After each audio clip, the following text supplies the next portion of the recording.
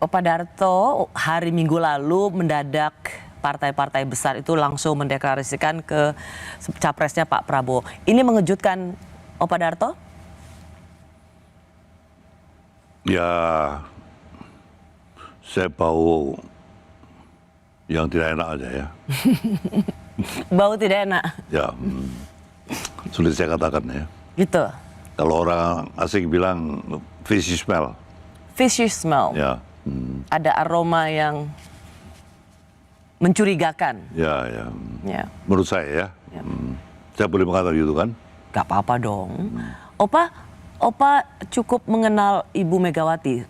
Bukan cukup mengenal. Menurut saya Opa sangat mengenal Ya. Ibu Megawati, Ketua Umum Partai Saya waktu tugas di istana beliau masih dikeluarkan dari UNPAD tuh itu. Saya 31 beliau baru keluar dari UNPAD. Mas Tok Guntur itu baru dikeluarkan rektor dari ITB semester 6 karena demo-demo mahasiswa ya. Rektor yang mengeluarkan.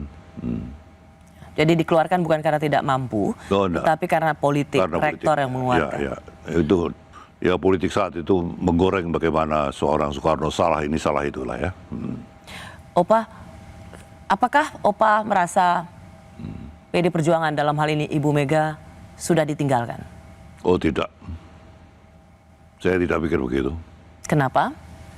Ya dia seorang petarung wanita sejak reformasi bagaimana melawan Orba ya, mulai dengan kuda tuli dan membangun partai yang sekarang menjadi terkokoh di Indonesia. Itu adalah seorang yang tidak mudah ya. Bagaimana dia kader-kadernya menjadi petarung-petarung di lapangan ya.